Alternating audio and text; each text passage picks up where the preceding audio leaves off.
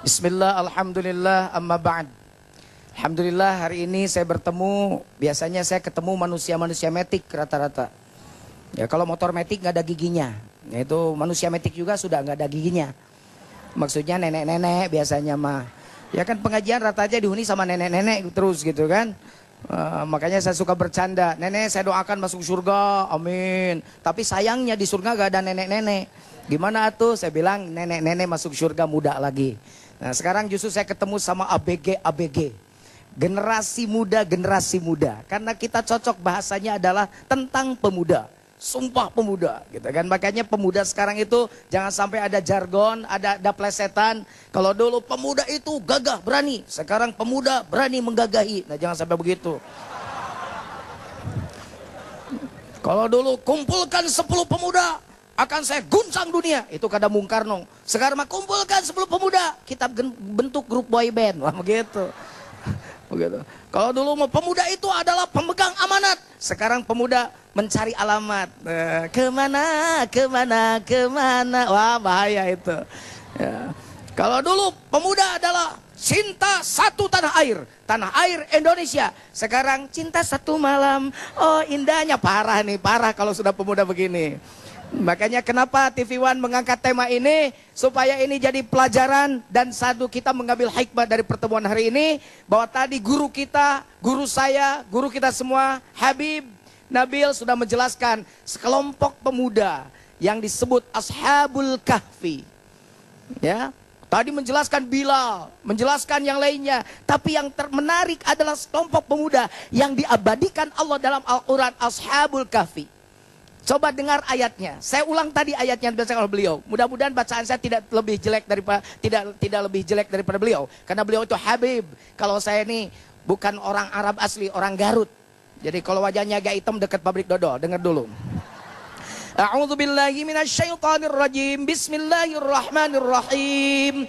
Nahnu naqussu 'alaika naba'ahum bil haqqi innahum fityatun amanu bi rabbihim wazidnahum huda. Shadaqallahul azim. Ada 3 poin yang harus diperhatikan. Yang pertama naba'a, yang kedua fityatun, yang ketiga amanu. Naba'a itu secara harfiah artinya adalah berita. Tapi biasanya Allah menggunakan kata naba'a itu dalam berita-berita yang luar biasa, yang mencengangkan. Misalnya Allah menyebut dengan kalimat naba'a ketika menceritakan tentang peristiwa pembunuhan pertama anak manusia. Watslu alaihim naba'a abnai Adam bil haqqi idz qarraba qurbana fatuqbila min ahadihima wa lam yutaqabbal min al-akhar. Bercerita tentang peristiwa pembunuhan Qabil terhadap Habil pakai kalimat naba'a. Ketika Allah menyebut sebuah peristiwa besar ketika Ibrahim menegur kaumnya dan ayahnya. Watslu alaihim naba'a Ibrahim idz qala li abihi wa qaumihi ma ta'budun. Apa yang kalian sembah? Bapakku, apa yang kalian sembah? Kaumku. Itu kenapa? Karena berita saat itu ketika Ibrahim menegur mereka, itu sesuatu yang mencengangkan, sesuatu yang menggelegar, karena mereka sedang menyembah berhala, datang Ibrahim. Makanya pakai kalimat naba'a. Bahkan ketika Allah menyebut kiamat itu dengan kalimatnya menyebut dengan naba'a. Amma yatasaalun anin naba'il azim. Salah satu dari sekian banyak Allah menggunakan kata naba'a ketika Allah bercerita tentang kelompok pemuda yang tadi Ashabul Kahfi. Jadi betapa kalau begitu pemuda ini dianggap kelompok elit. Elit gitu loh, elit. Yang mampu mengguncangkan dunia, yang kreasinya cukup menggemparkan. Bahkan dari dulu sampai sekarang pemuda itu kelompok yang ditakuti penguasa. Dulu itu Ashabul Kahfi ditakuti penguasa, makanya ditekan dia, akhirnya dia melarikan diri, masuklah ke gua. Begitu. Sekarang kan yang ditakuti penguasa itu mahasiswa. Kalau masih udah demo, lengser lah. Makanya kita mau selesai demo, gimana caranya biar tidak jadi demo? Ya diiming-imingi boleh lah. Makanya nggak jadi demo, nggak jadi mungkin. Sekarang kan sudah mulai kalau sudah haram, kalau sudah masuk jadi haram. Jadi haram jadi haram. Begitu. Pemuda itu begitu. Jadi karena kelompok elit.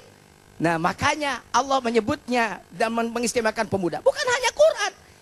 Salah satu golongan manusia yang akan mendapat perlindungan Allah di saat semua orang tidak dapat perlindungan di hari kiamat adalah wasyabun nasya'a fi ibadatillah. Pemuda-pemuda yang selalu beribadah dan taat kepada Allah. Pertanyaannya, kenapa pemuda bisa mengguncangkan? Karena yang tadi kelompok pemuda yang disebutkan oleh Allah adalah sekelompok pemuda yang mempunyai kekuatan. Amanu. Innahum fityatun amanu birabbihim. Kelompok pemuda yang bukan pemuda sembarangan, tapi pemuda yang Allah punya yang kuat keimanannya. Sehingga Allah wazidnahum huda. Tambah pada mereka apa? Petunjuk dari Allah. Kenapa akidah bisa mengguncang? Nah ini harus terus kita ngajinya biar ngerti. Kenapa akidah bisa mengguncangkan dunia? Bisa menjadi an-naba, bisa menjadi naba'a. Karena akidah adalah titian pasti dan tujuan yang utama. Pemuda ini kan kelompok yang apa namanya, yang mudah dibentuk. Kalau ibarat tanah liat, Mas Agung. Gitu kan, mau dibikin pemuda ini menjadi gemar narkoba, ya silakan. Minuman keras, oke. Tiap pagi begini, tiap malam abok. Ditanya, weh kamu habis berapa botol? Belum minum pak. Beli berapa botol? 3. Kemana botolnya? Yang 1 pecah. Yang kedua hilang. Yang ketiga dicuri orang. Kenapa kamu belum minum?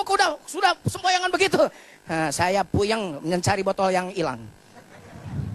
Itu orang mabok itu, tapi belum mabok. Ya orang mabok kan puyeng. Orang mabok mau ke masjid subuh-subuh. Kata DKM, "Heh, ngapain kamu ke sini? Bau arak begitu. Datang ke sini mau apa?" "Ya mau sholat, Pak." "Sholat apa?" "Sholat subuh." "Berapa rakaat?" 3. "Wah, mabok lu. Subuh 3 rakaat, balik lu."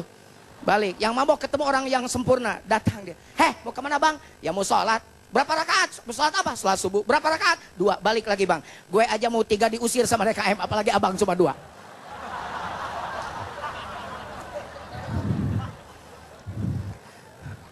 Pemuda mau gemar narkoba bisa, mau diarahkan gemar zikir bisa. Pemuda mau diarahkan menjadi orang yang berkreasi, yang punya semangat hebat bisa. Mau menjadi orang yang hanya sekedar loyo dan berhura-hura juga terserah. Bagaimana yang membentuk? Kalau yang membentuknya orang-orang baik, maka akan baik.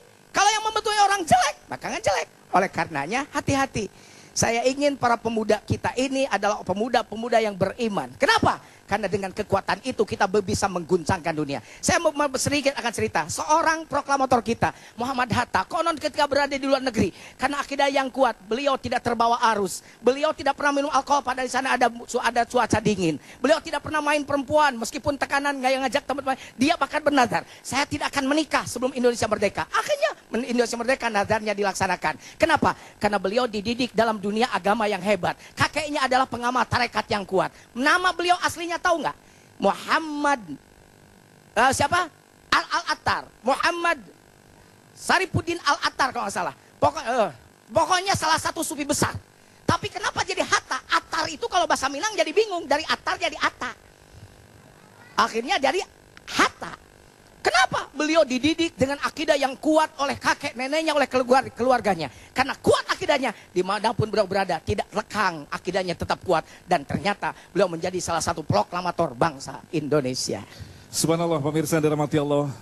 Ini berat nih, serius nih. Saya bisa nggak serius ya? Mas Agung ngomongnya udah serius, tapi kalau saya sudah berdiri biasanya ketawanya ada aja gitu. Ya. Ini betul, jadi sekarang berat ya, tugas pembinaan generasi muda sekarang itu berat. Karena kita dihadapkan dengan persoalan-persoalan yang ditolak juga tidak bisa, dibelendung juga tidak bisa. Kalau dilawan juga, melawan arus juga tidak bisa, terbawa arus juga tidak boleh. Jadi bagaimana yang terbaik adalah bagaimana pemuda bisa berenang di dalam arus itu. Ya. Jadi sekarang ini, anak-anak muda sekarang ini, makanya tadi yang pertama, anak-anak muda itu harus kuat imannya itu karena itu. Iman itu kalau saya ibaratkan adalah kompasnya. Peta itu penting. Tapi kalau tidak ada kompas bagaimana bisa sampai? Yang bisa menunjukkan mana arah timur, barat, utara, selatan itu adalah kompasnya. Dan itu akidah. Makanya tidak berarti orang pandai itu baik. Meskipun sebenarnya bahwa kepandaian itu insya Allah akan menuntun kepada kebaikan. Al-ilmu nurun wal jahlu bolun. Ilmu itu adalah cahaya. Bahkan Allah bertanya dalam Quran yang tidak usah kita menjawabnya karena sudah jelas. Hal yastawil ladzina ya'lamuna wal ladzina la ya'lamun. Apakah sama orang-orang yang berilmu dengan orang yang tidak berilmu? Jelas tidak sama.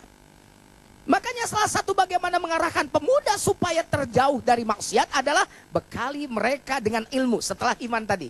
Iman pokok itu, titik pijaknya. Tapi bekali juga mereka dengan ilmu.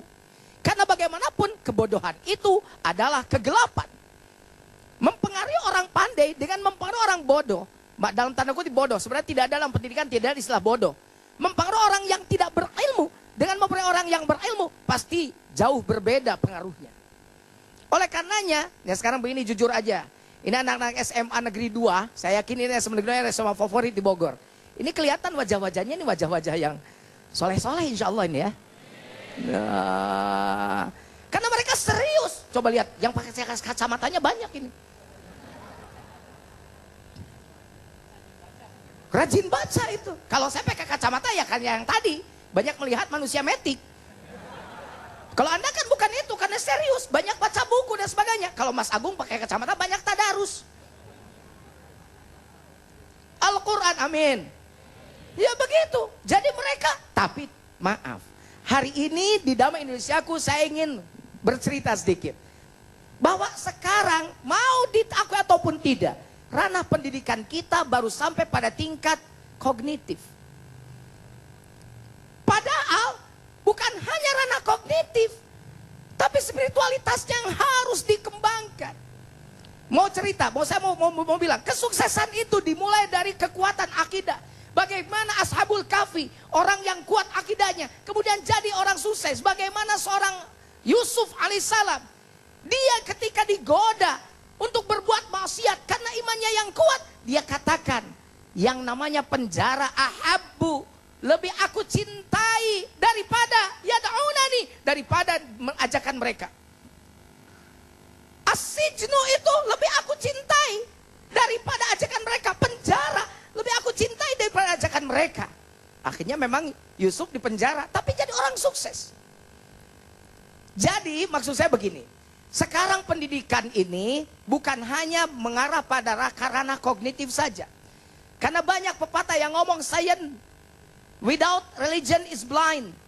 Religion without science is lame. Itu katanya. Nggak tahu benar nggak bahasa Inggrisnya. Benar syukur, salah ya lapor lah gitu kan gitu.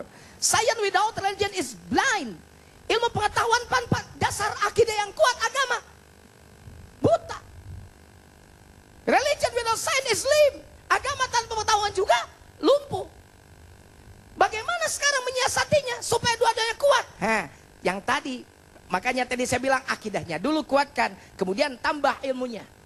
Bukan harus jadi orang bodoh, justru sekarang harus jadi orang pandai. Kalau kita tidak pandai, bahaya. Tapi kepandaiannya itu harus terarah karena diarahkan oleh kompasnya. Apa kompasnya? Akidah. Kalau tidak, maka kepandaian bisa menjadi sesuatu yang tidak baik untuk dirinya.